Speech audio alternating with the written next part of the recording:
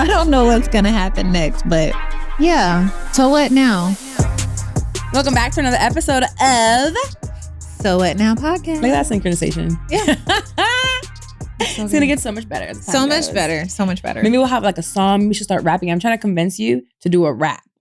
I should rap for like our opener, right? Yeah. I know, but I don't think our budget is enough to afford me. No, right like now. freestyle. Oh, to afford Not for you. free. I will freestyle, but for a check, not for free. Miss City Girl. Well, she I won't know. do nothing for charity. What's up with you? How you doing? I'm good. I think that I'm excited to be here. I'm excited that you guys are here. Thank you for showing up. You could be doing anything else in the world right now. You're here with us. It's questionable, but we love you for it. Honestly. Honestly. Love you, girls. Thank you. Psalm has been home now with the therapist for like 3 weeks, 3 or 4 weeks now. It's been, it's great. I love that he's home, but I'm a prisoner to my home. So when he's home having therapy, it's not like a babysitter. There has to be an adult at the house at all times. So I still, regardless if I want to leave out of my home during the 6 hours a day, someone has to be there. So I have to find someone to be there. So it's been a lot. Plus, hearing him cry or throwing a tantrum, or he knows that I'm home, so he's knocking on my door. I have to answer it, right? The therapist will be like, what the hell? I'm not your fucking babysitter. I'm your therapist.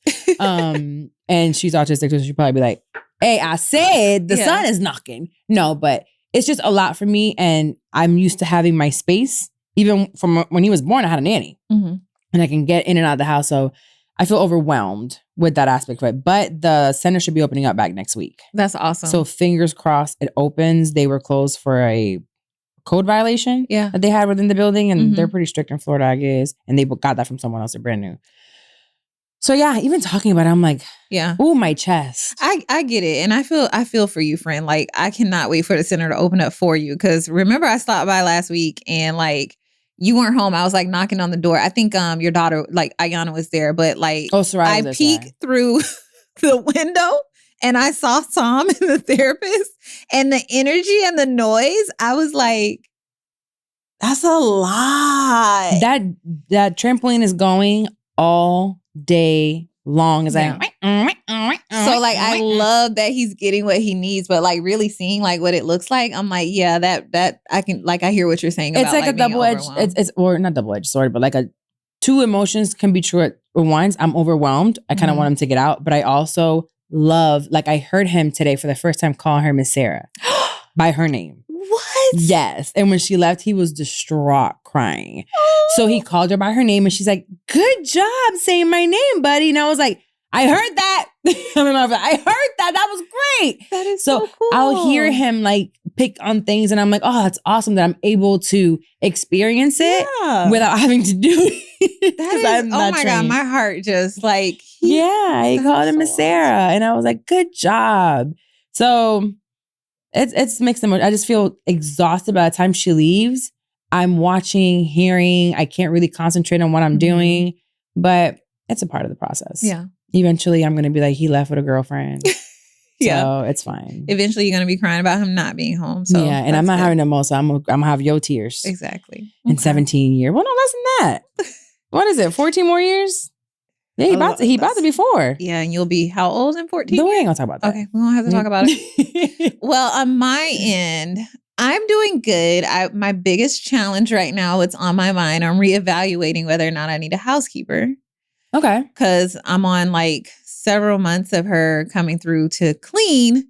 And like, I'm literally like not even home at this point. I'm not using a huge part of my house. I'm like, do I need a housekeeper at this point? I think that you don't use her to the maximum. Why are you washing your clothes? You fold and wash your clothes? I do. Why?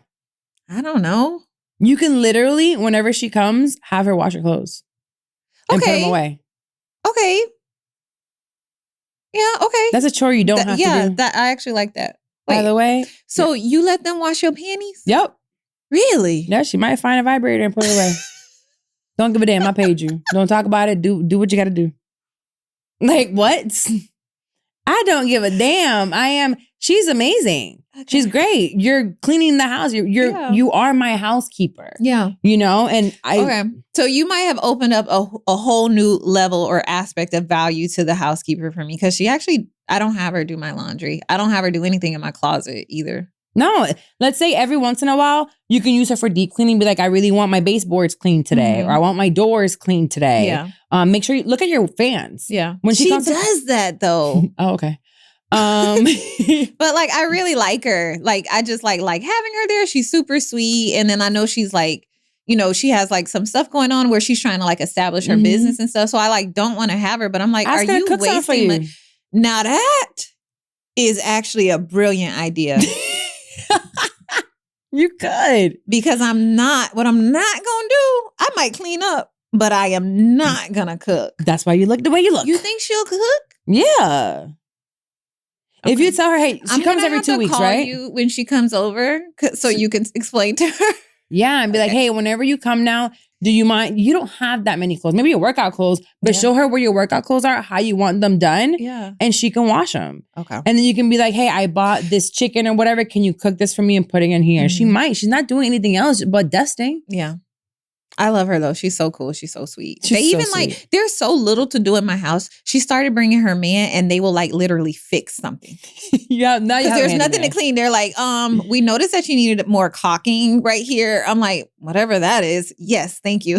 Like, so they like recaulked something in my kitchen or something because like, but like that's literally like there's nothing. And that just shows the vast difference in our life right now, because when she comes to me, she's trash, there is baby clothes, there is my clothes, there's the kitchen, the fridge alone.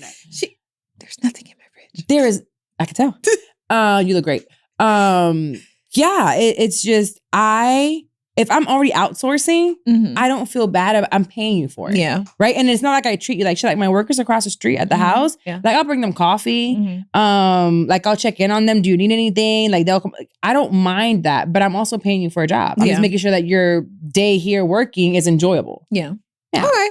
So yeah, you just gave me some options. I like that. Okay. All right, so let's get into our motherhood segment. This week, we're going to talk about emotional intelligence with raising our children. Yes. I think I had sent you something. I could probably find it in our...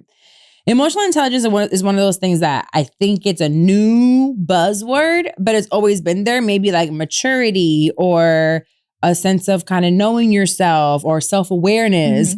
I think it all falls within the same thing. I do have like a little bit of a textbook definition, because when you are emotionally intelligent, you're able to recognize and manage your own emotions despite of what someone else is doing to you and their emotions. Oh. So it's like, if you're screaming at me, if you're telling me I ain't shit, if you're telling me you stupid bitch, blah, blah, blah, can I regulate myself to not go back at you with the same energy? Can I say, oh, you are projecting? Okay. You know, and I don't have to do something negative towards you. Self-awareness. There are times that we're like, oh, this person did something. Nah. Did you think about what you may have done to cost them something? And I think about that with my mom. Yeah. You know, as much as I know she has her issues with me or doesn't, but I'm like, maybe when I was growing up, my mouth. Yeah. So I might have said some things to her about her as a woman, maybe her as a mother. I don't remember them, but she could be harboring that because maybe I just said it and forgot about it. Yeah. And she could be harboring some of that. So the way you garner those relationships and, friendships, romantic relationships, work relationships, you have to be emotionally intelligent. So in motherhood, it's like, how do you teach your children that? Especially for me, when I was as toxic as I was in her younger years. Yeah. I think that's tough because when you asked the question, that was what I was really going to go to, is modeling that behavior, like modeling the emotional. I modeled some bullshit. I did. I'm trying. I'm doing better. But it was a lot of years where I modeled something different. And But I think that's a tough question, though, because I'm trying to think. I think one of the ways you can recognize or see whether or not like you've raised your kids to be emotionally intelligent is when they get into those tough situations. And I'm not sure that Michaela has had very many of those yet. So I'm not sure. I don't think she's ever seen you. The only thing that I would possibly say maybe she could garner from you is you're very avoidant and just kind of like shutting down. Yes. And not talking about it. So Yep, she definitely got that from me. She will silent treatment you. Like that's our punishment for people. that is terrible. And it is terrible. And when it gets like most people don't use that tactic. So when it gets done back to me from her, boils my blood. Boils my blood. I don't know how to deal with it. But you do it to her. And I do it to others. And it's like, oh, but she learned that from me. Like straight up shut down, silent treatment. Walk right by you, don't say anything. And I'm like. But not even just silent treatment. You suppress your feelings. Yes. So we teach our kids how to do that. I taught mine how to wild out and break the rules. So she's breaking the rules, including mine. Breaking the rules. But I think I see, because you asked me when we were talking about this and writing down this outline, how do I even know if I raised her? Yeah. You know how I know with Ayana, especially lately with the situation that happened with her friend having to leave her house, the way she jumped into action. Yeah. And trusted me enough to be like, oh, I'm going to be there. I'm going to help you. Let's do this. She didn't leave her friend's side during that accident and immediately was like, my mom will help. Yeah. And I was like, one, she trusts me, even though she's an asshole to me.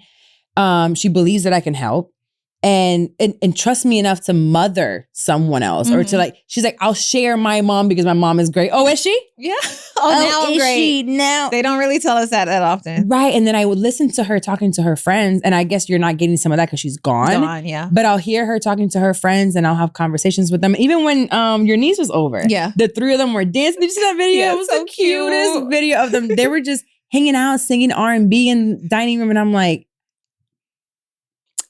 it just made me feel so, it was good. They're all 19, 18. They're dancing. They're listening. They're singing to our music, first of all. Yeah. It was like Brian McKnight. And I'm like, how do they know that? I have no idea. They're such old souls. But probably because of us. We're not that far apart in age. We raised them right. We did.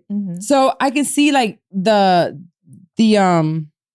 advice they give their friends. Yeah. And even when I love when your niece is over because she'd be like, this isn't, because they have such vast different lifestyles. So she'll give Ayana some advice. Ayana will be giving her advice and they'll be thinking about what they think about it. And I'm like, I think I did all right. It's just that she just doesn't like me at times. Yeah, that's what it is. And it's not even you. It's that you're her mother. It's just that you're her mother. And that's the way it is with our moms sometimes. I'm trying to think. I think, so a recent example that I might have with Michaela that I saw was actually she did have some conflict in her life. I'm not going to spill her tea, so I won't say who the conflict was with, but it was a conflict within a group that she's in. And some things were being said, behind people's back with other conversations. And my girl went in a group chat and said, listen, if somebody has a problem with somebody, come to that person. I was like, okay, mama. Pull up. Yeah. Big chest. Exactly. Okay. It was like, we all have to be in this scenario together. So like, let's keep it light.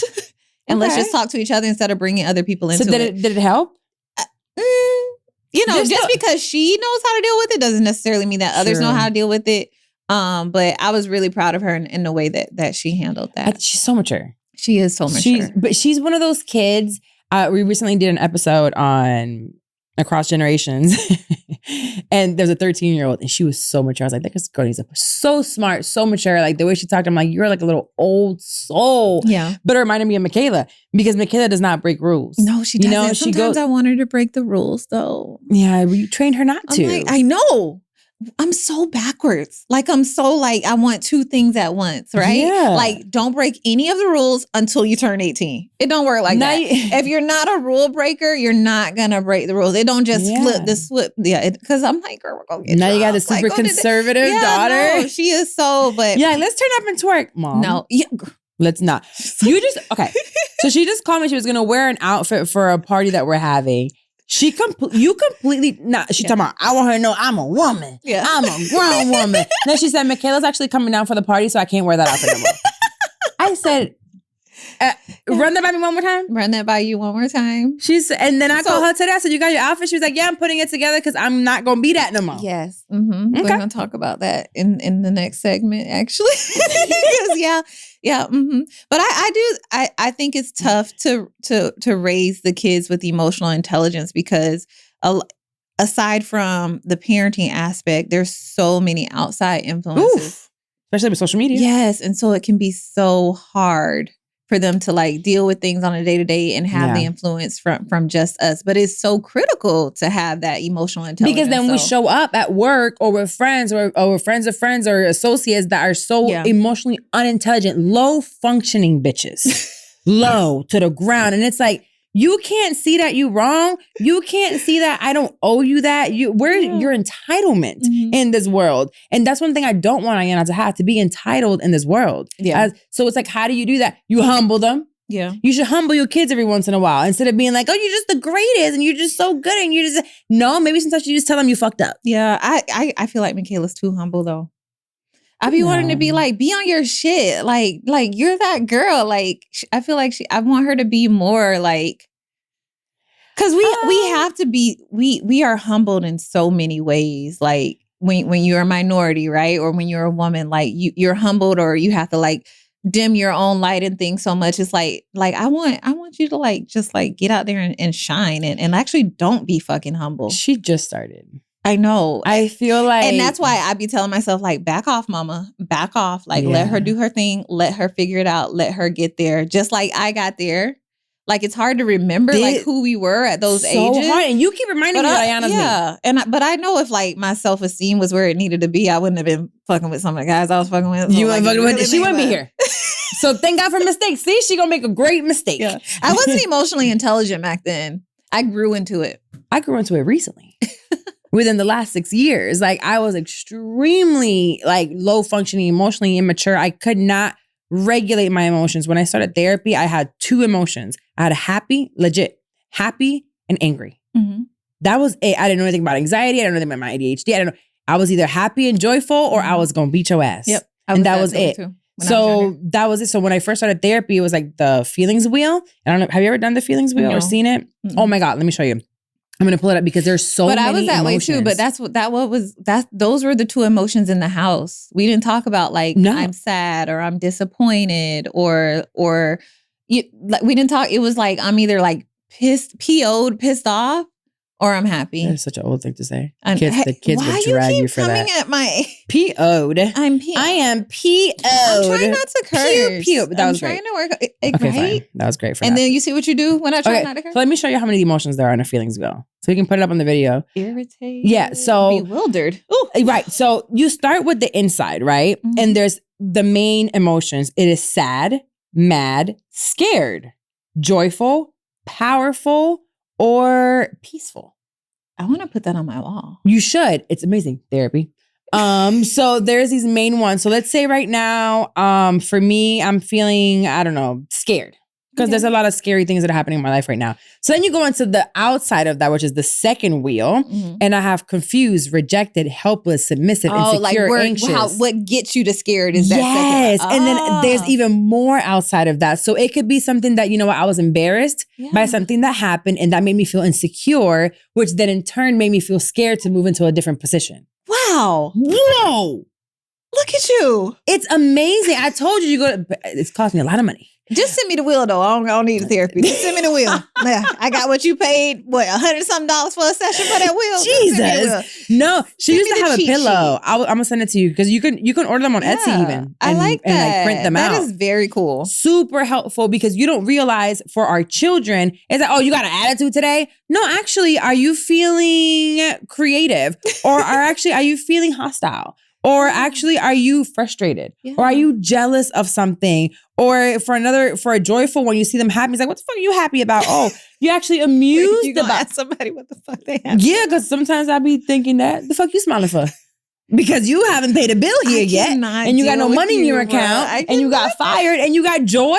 Let me know why you got joy. So if we go down from joyful, maybe there was something that was stimulating that then made them feel energetic and now they got joy. Yeah. But they still broke. But they got joy. 2 things can be true at once. 2 things can be true at once. You see, that's emotional intelligence. So for me, I now pull this wheel out for her. And I've showed it to her and she's done it with her therapist. That's really cool. Like giving them different ways to be able to know that there's just not one thing or the other. If you notice I'm very or emotionally unintelligent or just low functioning people, that they have just black or white. Mm-hmm. There's no gray in between. No. And although this is colorful, that wheel, there's a lot, that's the gray in between. Yeah. There's so much gray. You can't just be one thing. And also 2 things can be true at once. And that's part of being emotionally intelligent. You know what? I really don't like you right now, but I respect you, so I'm just gonna walk away and come back later. Yes, exactly. I didn't like what you said, Mhm. so give me a second, let me take a beat. Most people be like, bitch, who the fuck you talking to? Which will lead us to another story where I said, when I said to her, who the fuck you think you talking to? And I had to grow in my feelings wheel. And that should that bring us to our next segment, Carla? Yes, please. Okay. Yeah, some hot. Before we continue with the conversation, I want to let you know that this podcast is brought to you by Hi Hello Labs, a full-service content creation studio serving clients across the nation. One thing I am not is a gatekeeper, and this is where I record my audio and video podcast right here in Orlando, Florida, at their beautiful studio, because at Hi Hello Labs, they're on a mission to amplify expert voices. They facilitate the turnkey production and distribution of quality podcasts like the one you're listening to right now. They also produce digital courses, social media content, and live events. Nobody else does it like them, seriously, when it comes to live events. If you want to increase your reach and establish yourself as a thought leader, Hi Hello Labs is the studio for you. So go ahead and magnify your influence with Hi Hello Labs. Let's get back to the show. All right, so for our motherhood segment, I want to talk about like the power. No, womanhood. I'm sorry. For our womanhood segment, I want to talk about the power of saying no. Ooh. And setting boundaries in your life. The importance of setting boundaries, like in your personal relationships, professional relationships. I'm curious recently if there was any boundaries that you had to set in your life. First of all, boundaries for me were non-existent growing up. When you grow up in a family where you have to do whatever they say, we grew up with like, I said what I said and that's it. Why do I have to do that? Because I said so. Yeah. Do X, Y, and Z because I said so, because I'm the grown up, because you're a child, you don't have a voice. That makes you be very a people pleaser and having to do what you have to do and have zero boundaries. So one place for me professionally and as a woman has been work. Yes. That I've had to learn how to have boundaries with my coworkers. Now, I think sometimes people look at boundaries and they think like it's a negative thing or it's like this, like, oh my God, no.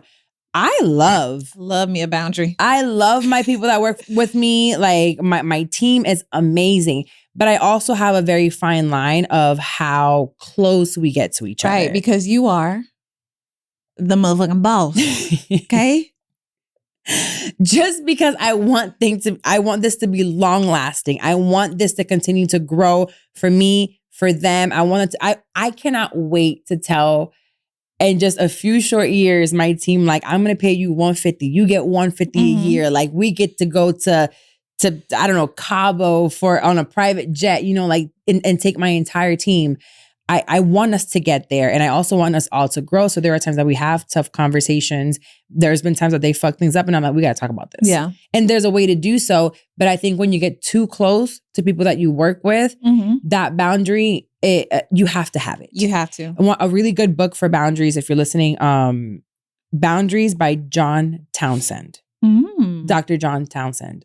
Amazing. Have you read it before? No, but now I want to read it. I'm gonna put you on, and it's really good because it's stories. So he's a therapist, and he gives you the stories of different patients that he's had, and like so good. Yeah. I believe he is a little bit faith based, so you'll hear some stuff. Yeah. But it's not like, oh my God, go to church type stuff.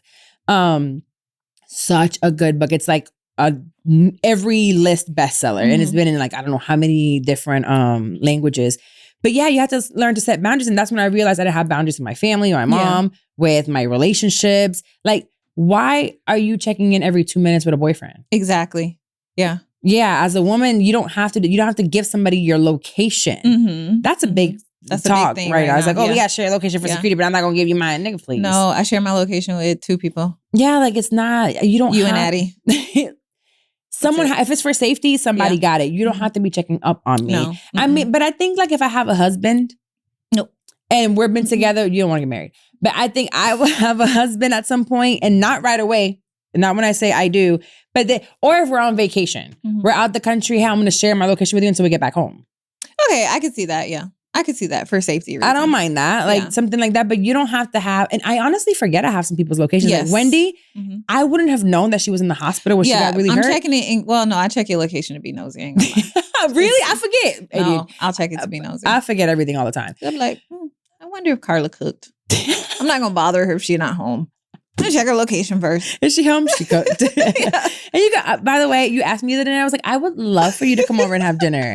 Like you one of those like homeless people, which you're not. She got homes, but you can always come over to have, because I'm cooking regardless. Yeah. And I don't know how to cook for 2 people. Yeah. When I cook, and there's always extra food.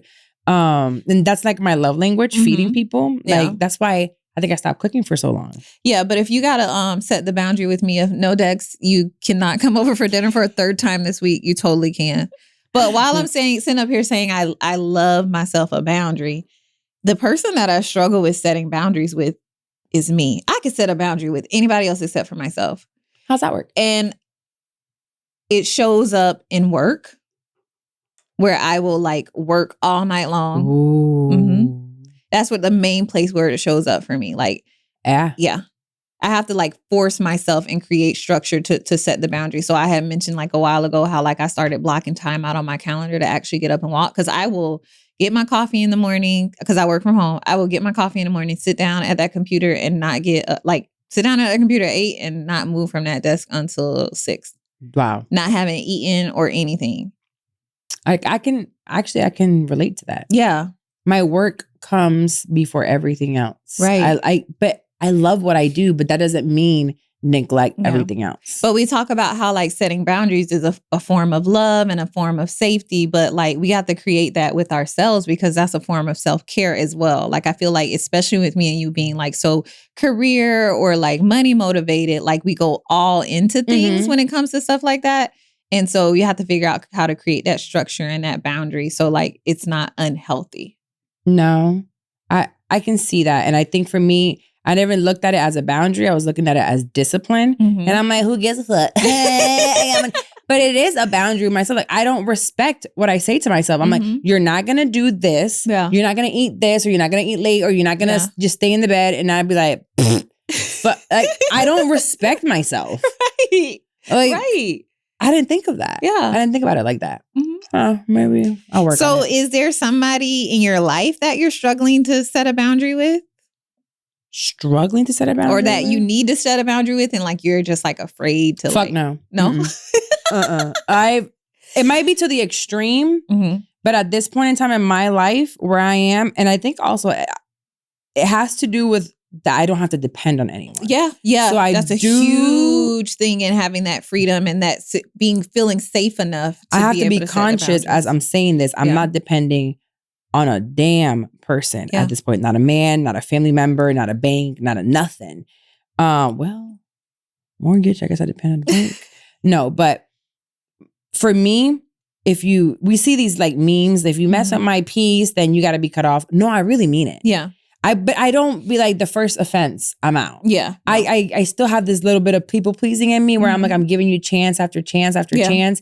But I'm not giving too many chances nowadays. And I think that's a part of setting the boundary, right? Like it's not like a hard no. Like you educate the person, right? Like, hey, this is not going to work for me as far as like how you're doing this or how you're delivering this or how you're making me feel, right? And then we go from there. I'm lying. I have one person that I avoid. That might be why I asked you. Okay. We don't have to say any names or give any clues, but I would love to hear like why you feel like you're struggling to set that boundary with that person. They're not going to take it well. Yeah. And you're probably afraid you're going to lose the relationship. Yeah. If you set that boundary. Yeah. Yeah. I get that that's hard. And I've been there too. I was there with you at one point. Oh, very. So we're going to get into it. We're going to get into it. But very early in our relationship, I think within the first year of our friendship, maybe. And I think that's why we are where we are today. Exactly. But like I had to set a boundary with you. Fuck that boundary. But we had a huge falling out because you tell me. We ain't never fall out. We just had an argument. Yeah. We didn't talk for like 2 days. And I was like, I hope I don't see her. I was brewing whether I was going to pull up or not. I imagine you pacing back and forth. I did. And plotting when I was going to be at somewhere that I would be to come and beat me up. But basically, Carla was in like a toxic relationship when we first met, very like super toxic. And I ended up being at a party. She had broke up with the boy again, one of 1,000 breakups. Literally. And I was at a party or an event with him. And somehow Carla found out that like we were in the same place. So she calls me up. She's like, oh, so-and-so was where you were last night. Tell me who they were with. Like, give me all the tea and whatever. And no, you were at the party. I was at the party. And That's why I was so flabbergasted. Yes. Within like a few days before that, maybe a week at the most, Carla and the guy had broke up because they had the worst, scariest fight that they had. Right? Like I'm cool with some toxic shit, right? But it got super scary. There was like, guns involved. There was guns involved, like police involved, like it crossed the line. And when that That's happened, when I knew he loved me. Back then I was like, he loved me. He loved me. And after that he stayed, he's my favorite. But when that happened, I was like, this is not safe. I'm scared for my friend. Yeah, but and I'm like, you gotta end this relationship. If you don't end the relationship, like I can't be with you in this relationship. Like, I can't encourage you to continue this relationship. Like, I got to back away. I got to change our friendship, basically. She felt that internally from there. I didn't know that part. But she's at that party, and I know that she's there. I know that he's there. I'm stalking everybody Instagram. Yes. So I'm like, there's somebody there that I kind of see in the shadow, and I'm like, he there with a bitch. I know he there with a bitch, so I'm going to call my bitch. And she going to tell me who he's there with so I could pull up and show out. Yes. And I called and I was like, tell me this. And she, from what I remember, she said, I'm not telling you anything. And I was like, that's cute. Who he there with? I'm not telling you nothing. And I just remember receiving you telling me, that's it. I'm done. Don't ask me about it again. I'm not going to be a part of this. Yeah. Like, it was. Because you said it's over. If it's over, you need to not be worried about who he's here with and where he's at. Like, if it's over, it's over. And me telling you this is like feeding more into it, helping it continue to go. If I tell you, bitch, you pulling up. I am. And normally that's fun because I like a little fun toxic at that age. But like, again, that was like scary toxic. And I was like, no. So at that point, that was me creating that boundary. And that did not look pretty between me and you. No, it didn't. And I remember that's when I learned boundaries with friendships. Yeah. So I never had a boundaries with friendships. Everything was like, whenever I call, you answer. Like, we pull up. We were young. I was still in my 20s. Mid-20s, right? Because if you... I was probably early 30s. I think you were 30. Yeah. Because probably might have been 30 because it was super early on. So I was 26 at the time. Yeah. And that's crazy because at that time, 26 is young. It's so young. We thought we were so old, but 26 is such... You're a baby. I think it's because we had our girrs. That's why like toxic was... It was okay. It was still fun. Yeah. It was so much fun. Woo! So much fun. I said, Carla, you... A gun? What? It was wow. Yeah. But that helped me realize, one, that I value our friendship more than anything, because when we said that, we hung up and she went back to the party. Yeah. Mm-hmm. It was on my mind though. Like, I'm sorry, like you wouldn't have known, right? You wouldn't have known, right? But like, it was on my mind. I'm not saying that was easy for me. No, it couldn't have been because I was so angry that it was something that clicked in me from whatever our friendship and the core of it was at that time, because it wasn't where it is today, but there was something about you that was special. So I don't want to lose her as a friend, because I think if it would have been anyone else, my first thought when I was staring at that phone, I remember you hung up and I said, I must be dreaming. Yeah.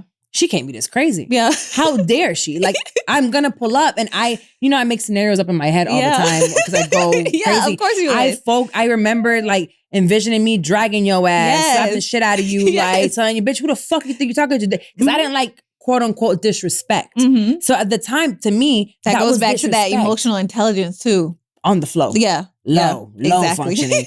So to me, that was disrespect. How dare you not tell me what you're looking at? Bitch, you need to tell me what you're looking at. But I loved you in a way that I didn't understand at the time. And I knew that was a boundary you said. Right. I didn't have the words for it then. And that boundary was not even really to protect me. It was to protect me from the fact of like, I felt like I could lose you in that relationship to some sort of like scary, violent shit. Keep in mind, I stayed with him like 4 years after that. Yeah. But she ain't pull out the G-U-N no more. But no, we were done with that. But because I had a friendship where that happened as well years prior. I know how taxing it is. Yes. On a friend that you care of, that they're constantly doing bad, whether it's a relationship, whether it's drugs, whether it's like a toxic work space, where I have friends that are in a toxic workspace and it's like, bitch, just leave. Yeah.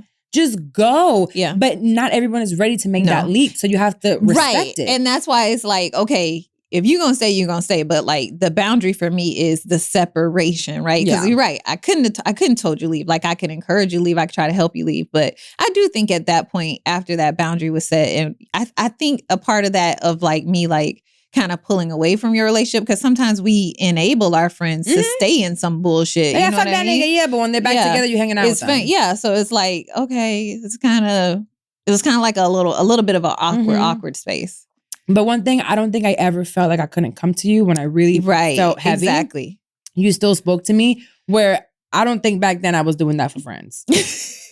I wanted it because I was in the toxic space, and I was really the toxic one. Yeah. But when friends came to me, I'd be like, if you're not gonna talk to him no more, if you don't keep fighting, don't talk to me about him no more. Yeah. And now if I receive that from someone else, I'm like, you have no idea what that person is going through or what they haven't healed from to get there. Exactly. So you have to give them grace. But again, with the boundary that you set, you also helped me understand within your own boundaries. I remember, I don't know what it was. I think it might have been about your dad, but that was by mistake. Yeah. You screamed at me, and I didn't even mean it like that. But also I realized what your boundaries were when I kept sending her ancestry thingies. Yes. And she didn't want to know what she was yet or where she came from. She didn't know her dad or that side of her family. Yeah.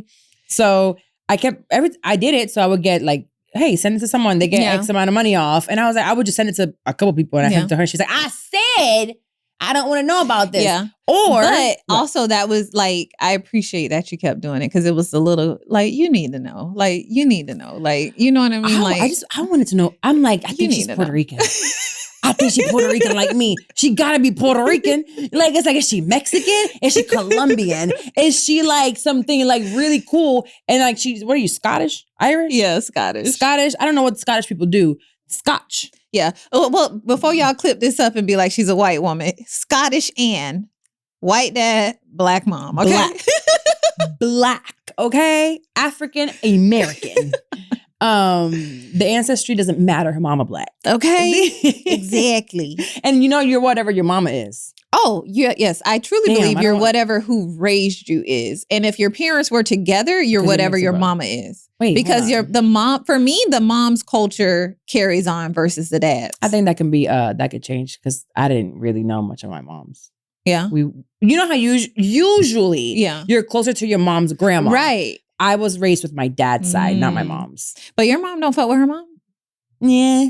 Yeah. Not that they're old, kind of, but it's more like I'm like a child mother relationship, more my mom being the mother now and like mothering her, kind of like helping her because she has the resources.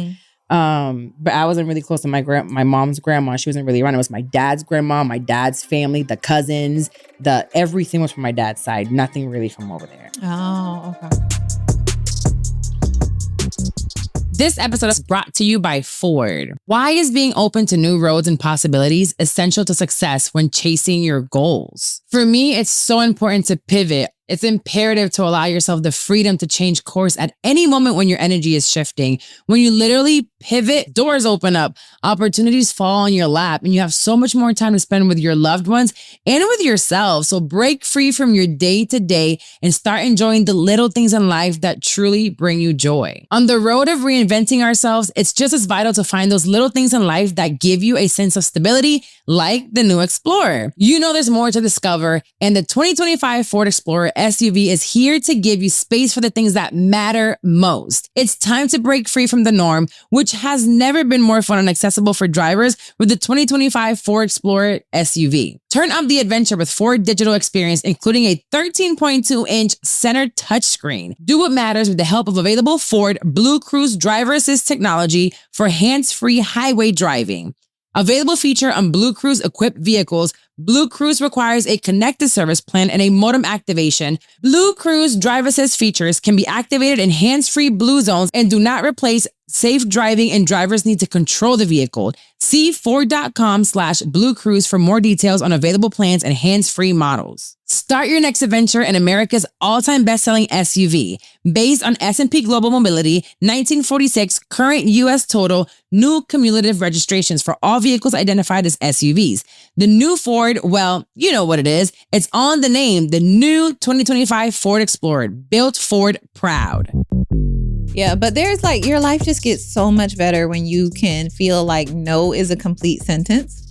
When you are confident in setting your boundaries, like when you're effective in setting your boundaries, because you're like protecting your peace, you're protecting your time. Like it just, the world just feels so much better. So like if you're out there and that's something that you're struggling in, just like know that like no can be a complete sentence. You don't have to tell someone why you're not comfortable with something, why you don't want to do something. Like you can say that and just move forward with it. Like you don't have to be like afraid. And if you are, you just got to keep practicing. Keep doing it and it'll become comfortable one day. It reminds me also of another lesson that you taught me within friendships. And I guess, I don't know, maybe it is a boundary or not. I'm a very open, free spirit. I'm going to tell you everything. Yes, you are. I did. I took a shit today. Yes. I got into a fight with my kid. We get the morning Instagram with your feet on the toilet. That used to be all the time. I'm an overshare. Yes. If this is something that you struggle with, look it up. It is part of ADHD, actually. Really? We overshare everything, which can come off as love bombing, which is why we fall for someone else oversharing stuff, but they're not oversharing when they love bomb us. They're listening. That's how we can get caught up in those type of relationships. You have to be very careful how much you share. Now that I'm conscious of it, I realize I told that nigga everything. My insecurities. You told him how to play you. Literally how to be me and how to please me. Gave and him how the to keys. pretend.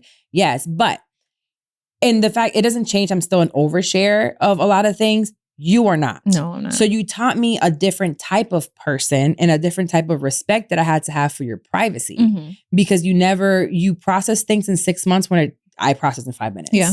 And it's like, I would get angry with like, you wouldn't answer the phone often, or you didn't want to hang out sometimes, or you just would go through something and you wouldn't say, like, I remember you calling me like, and there was a cry that scared me. And you didn't tell me what it was till almost a year later. Oh yeah, I know. Yeah. A year later, and I just knew, I'm like, someone's dying. I think it was over a year, honestly. It If we were thinking about the same thing, it was over a year. Yeah, the situation with him. Yeah. Yeah. Yeah, because I had to like really figure out. I don't know. I'm big on like deciding what I'm gonna do before I share with my friends. Not for everything, but when it's huge, like I need to decide for myself with certain things. And so when I'm sharing with you, like the emotion's gone, I can be rational again. But I also think you're cheating yourself. Yeah. Of being able to open up and work through something, because what took you a year to figure out and be stable with, it could have cut down to 3 months. Yeah. To be able to process through it. Yeah, I don't know what that is. Because you were there's very something in me that's like I mean, I'm sure there's a lot of I don't know. I think therapy would help with that. Yeah, we're gonna just send me the wheel. Therapy can help with that. Yeah. But I feel like for this specific situation, maybe if you would have talked, maybe not to me, but anyone, it didn't have to last that long. You didn't tell nobody? Nobody. Not even Addie? Addie didn't know? You are crazy. I would literally be like a dynamite, just explode. No, I was in the bed for like 3 days. Like, yeah. But that was a year. And then my villain origin story evolved. But see, you literally from keeping it in, you evolved into something. Very scary, very spooky situation. Halloween. Yeah, I know. I should go to no, I'm scared. No, okay. Well, let's leave the box closed a little bit longer. Right. I just think that I love what therapy brought to me, where I'm able to process things a tad bit faster. I know.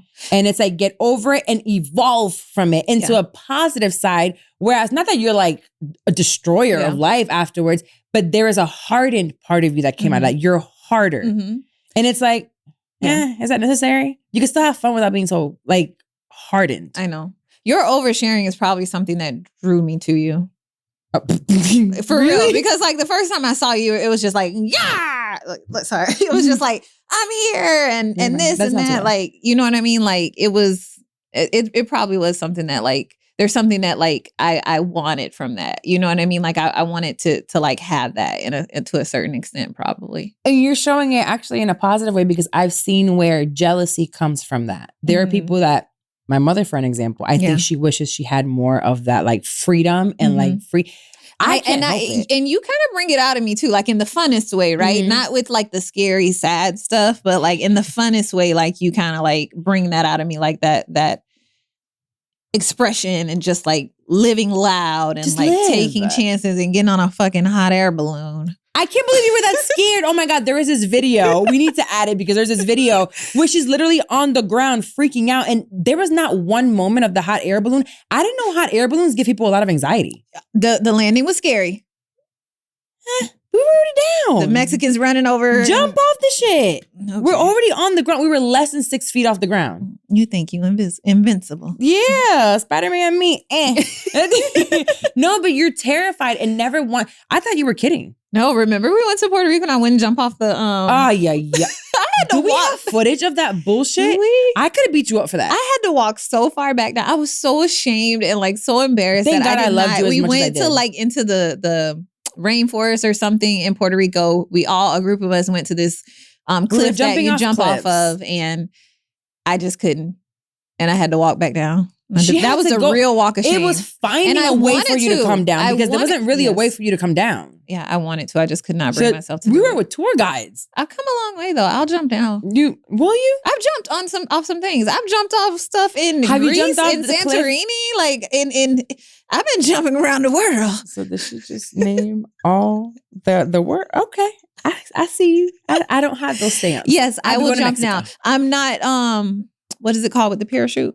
I'm not doing that. Oh, I want to do that so Yeah. bad. No. What is it? Skydiving. Skydiving. I'm not I doing wanna that. skydive. No. That's okay. I'm creating a boundary right here on the podcast. That's not a boundary. The boundary. Pussy. That is not a boundary. I'm not. I think you could free yourself from so many things. by jumping. Yes, life. The breath within my body. I can free myself from that by jumping out of a Come plane. on. Absolutely It's could. right here in Titusville. I will wait for you at the bottom with a bottle of champagne. That's not as much fun. I am not Come on. doing You're that. not doing it by yourself. There's someone with you. Oh, so we die together. That's fun. Why are we thinking about death? See, I'm not that's thinking. all I'm thinking about doing. Why? By the time you're dead, you're dead. Think about how great it could be. By the time you're dead, you're dead. That's it. So live now. Correct. Jump out the plane now. You know what? But imagine, you know when they say, but what You're if you selling fly? Okay, Kanye. Or I don't know who it was, but it's like, what if you fly? You scared of jumping, but It's what a- if you fly? you really running game right now. Like you should have been a dude. You're like, but what if? you But tell me, fly? like, I'll give you a little bit. I think we're gonna do it together. I am not. Yes, we are. I promise you. You know what? For my 50th birthday, Oh, Jesus. You're gonna be so hot, you're gonna want to jump. I'm hot. exactly. I'll give you a reason. No, to I 50th birthday, Carla. My birthday? 50th birthday. Okay, so for my birthday. No, your birthday around the corner. No, 50th birthday. I will jump out of the thing We'll for see. you. We'll Actually, see. no. Wait a minute. I think I'll be okay if I go at like 89. So 89th birthday. That, okay, we'll talk about it later. This is not a boundary, it's a request. Okay. Okay, I'll keep preaching to you about how great it would be to live life. You only have one. So you're gonna keep playing safe. You played safe all these years. 40 years you've played safe. Okay. She said, don't play Keep safe. trying. She said, just keep trying. All right. I'll Okay, think fine. about it. Have you skydived? No? Okay. Who? His wife had? Are you gonna do it? Pussy! No. We're gonna do it. If she doesn't do it with me, if there is any, I would love to do Oh, a group you of should do a people. skydive, but okay, but we gotta get some paperwork right. Well, I don't we own not, the plane, we not so we go to the liable. place. Okay. Oh, we have to go to the place. Okay. And they Oh have yeah, to and you sign sign waivers paperwork there. Yeah, Okay. because I don't know. I can't help you, John. I'll wait for all of y'all at the bottom. You're ridiculous. Okay. You're gonna miss out on life. I think it's gonna give me this like. Okay, there are two things that I want to do: Okay. skydiving, and I want to do ayahuasca. Ayahuasca. Cool. I know what that is. I feel like I wouldn't do good on ayahuasca. I'm gonna talk to my cousin, who's also a pastor. I want to see like what that is and how it could.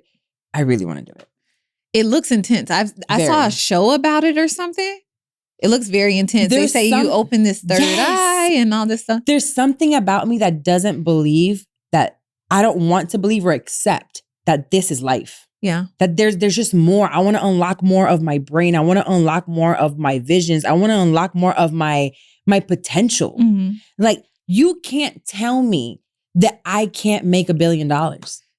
No, we can't tell you that because you are very much the type of person who's going to like make that happen. I recently just got over the fact that I thought I was going to die at 60. I believed it and I said it because my grandfather was 66, my dad was 60, my dad's grandfather was in the 60s. So I was very, and I would actually say it out loud quite a bit and journal about it. I'm like, well, when I turned 30, I was like, okay, I have 30 more years. I'm at my halfway point. I was very adamant of that. And now I'm like, no. I need more years because I don't know when or how, but I want to have, and it's not about the money. It's like, I want to have the ability. It might not be $1 billion. It might be less or it might be more, but I want to have the ability to fund people's lives and to help them and to create more jobs or create people to have like this soft life. Like Kason was working out that I had him in New York for 4 days and I called him earlier. I was like, what you doing? I'm not working out. I was trying to be an asshole. And he was like, yeah, I'm actually running. And I was like, oh, you're in the gym in the hotel. He was like, yeah. I was like, oh my God. And then I remember thinking immediately, I want to have a policy where I pay for all the gym memberships. That's cool. And you have to show up at least 3 times a week. If not, I'm going to take away that benefit or whatever. But I remember like corporate jobs doing that. I'm like, I want the best for everyone. And if I can pay for it, I want to. Yeah. So I want to do ayahuasca because of that. Because there's more to this life. And I feel like if I do it, I can unlock something that will make me even more like a limitless pill. Yeah. I think I would need to do therapy before I do ayahuasca. Oh, yeah. Because like some stuff would, And I also feel like feel like people need to be fairly healed, fairly far. Like, so there is something about, I don't remember much of my childhood. There's so many things that I've blocked off. Really? So I feel like that will bring up some stuff. And I don't know what's going to come up, but bring it up. Yeah. I'm kind of like in the ring, ding, ding, let's go. Bring it on. I want to fight it. That because whatever that is that I'm suppressing has to be holding me back from where I'm going. Yeah. I don't want to be held back anymore. I literally want to bust through every door. And I feel like I'm being held back by things that I don't remember. I'm getting so excited and energized. Okay, no, I'll wait for you to be done. But okay. Then I'll do it again. But I think you have to space it out. I feel like we should do What is it? Like a mushroom or something? Yeah, it's some type of I don't know. It's a drink though. They give you the drink and then you go into like a hallucination of something and I don't know. Yeah. You view shit. Sounds spooky to me. Spooky. But I have to do more research on it. What I have heard and I've listened to some pods, actually Black people that do ayahuasca. Yeah, I think Charlamagne does it. He did do it. He talked about it recently. He just did it recently. Yeah. But there's like an entire podcast about the journalism of the Black people and Black and brown actually, because there were some Hispanics in the ayahuasca space. Because it actually comes from like Native Americans. Or yeah, I saw this girl recently on social media. She went to Costa Rica to do it or something like that. There's one here in Orlando. Yeah. There's a person that died. So I'll be completely honest. Someone did die here in Orlando and there was a whole thing about it. Really? But they do it like every weekend. So there's a risk to everything. Okay. Like jumping out of a plane has its risk. Yeah. Like driving has a risk. Doing EMDR therapy has a risk. Like everything has a risk. That's true. BBLs have a risk. Yeah, that's true. You know, so I'm like, okay, so one person died and they're like, oh my God, that's so terrible. But I think it's already controversial. So I did look into the place and it was just one person that is recorded dying, maybe 2. Yeah. But they do it so often and there's mad people, but they're just like mostly white. Yeah, so I still have to do more research on it, but I do want to do it. Okay, do your research. I will. And I'll wait for you over there at the end when you're done. Okay. Wait. Did I just agree to that? No. Yes, friend. No, we're going to do it together. Scared. No, let's go. Anyway, let us know what got you feeling good this week and close us out, friend. Oh, so for today, in September 2024, I went for the second year to Women Evolve. I really want you to come. I want to go next year. I really do. Like when I called you when you were there, like, and you came back with just like this energy of like feeling good, feeling motivated, feeling inspired. I'm like, I want to go get some of that. It just felt like it. I remember Sarah Jake. So Women Evolve is a conference that Sarah actually sold out. Already? Yeah. But we might have a way in. Okay. Because I didn't buy my ticket because I said that I was going to go as media. Next year. And we might be presenting there or doing a live pod episode. I'm going a little far. You go a little too far for that one. Not for Women Evolve. We ain't there yet. Okay. But I feel in my heart that B will be on that stage. I really, really do. I feel in my heart that even Ariel can be on that stage. Yeah. That's not where I envision myself. Okay, I envision myself going through as like... You envision yourself putting people on that stage. I envision myself putting people on that stage, but being intentional about posting while I'm there to encourage more women to come. Yes. And to because it's not my platform. I'm not making any money from it, but my God, does it feel good to be around women, women that look like you, they're inspired. They just want to feel love and to feel motivation. And I get that motivation from like church-based, but it's also church-based that doesn't feel like Bible thumping. It's like Sarah is it's a little ratchet. It's everything. All the people that they bring on, they're dope. They're really dope. So anywho, Woman Evolve, there's a song. So there's 2 songs that I want you guys to listen to. So when it comes to Woman Evolve, every year they do a song. Last year it was On Time God, Woman Evolve, and now it's Surrender. Okay. They make it up like during the weekend and we practice it and they record it. So Surrender is this year's really good song. I want you to look that up. I think it's on YouTube. Just look up Surrender by Woman Evolve. And then number 2, Glow. Big Glow put out Big Glow's Prayer. Gloria, hallelujah. Ain't that her middle name? I think so. I believe it's Gloria. I'm not sure if it's a running joke or if that really is. I think it might be. Okay. I don't know. I like it. I like the way it flows. So Glow, Big Glow, Glorilla released an album. So her latest album as of today, in 2024, she has a song called Glorilla's Prayer, if I'm not mistaken. Glow's Prayer. Something like that. And she also has a song with Kirk Franklin. Great. But right after Kirk Franklin's song, it's a song that she puts out where she's kind of like talking to God. Mm-hmm. Oh, how'd you listen to it? Yes. But it just, if you're in a position where you're needing to let go of something, someone, she's just like, God, I'm here. Mm-hmm. I'm not perfect. Might be a little toxic, might be a little crazy, might like this stuff. But it was so good to hear that. And have you noticed there's a lot of like mainstream people finding some type of faith? Mm-hmm. Yeah, finding something to believe in, something to drive them. But maybe because we're getting older. So we're not looking at the Kai Cenats of things. We're still looking at our peers in social media. So I think as you get older, you have to find purpose in life. Yes, for sure. Where is your purpose? That we stop realizing we're invincible when our mortality comes into play. Yeah.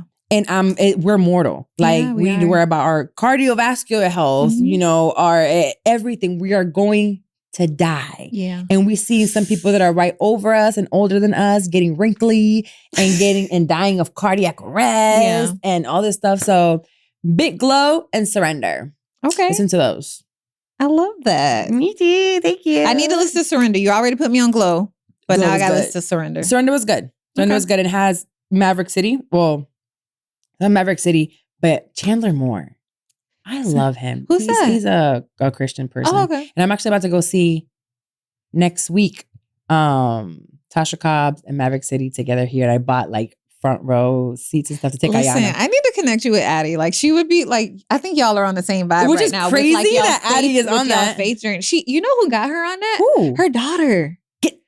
Her daughter is in like high school, started going to church. Shut up. And then Addie like checked it out one day, and I feel like she's been going ever since. Because I remember Addie was struggling with her. Yes. I mean, we all had our struggles. We all have had our struggles, but yeah, her daughter got her on that. Y'all need to connect more on that. There's something she keep telling me to tell you to send to her. I'll have to figure that out. I just cross the friendship and put y'all in the same chat. That's what I'll do. But anyway, this has been another episode of So What Now? So What Now? Thank y'all for tuning in. Carla, anywhere you want them to tell you to connect with you? You're at, I'm at Carla Wilmaris. Mm-hmm. Get it right. Carla Wilmaris. Everything is also in the show notes. So Carla Wilmaris for myself. Dexty for me. Post. She's posting I'm going to post. And then we have a pod page. I don't know the name of it, but you're going to say it now. Do I? I'm going to say it right now. It's So What Not Pod. Is it? I don't know. It's we do, right? Yep. So What Now Pod. So hit us up on the pod. We're going to be posting over there. That is us. We want to hear from y'all. Like now that we've been doing this for a little minute, we want to get some feedback from you guys about what you want to hear more of, what will be helpful for you. Any questions that you have? Like if we drop something and you're like, look, friend, I'm going through this. Yes. Like, tell us. Can you just tell me know. what you think? And I give better advice than what I do for myself. Okay. My advice is going to be like a little holy, a little ratchet. We meet them together and boom, you got success. Success. Fantastic. Fantastic. All right. We love you guys. See you next week. Bye.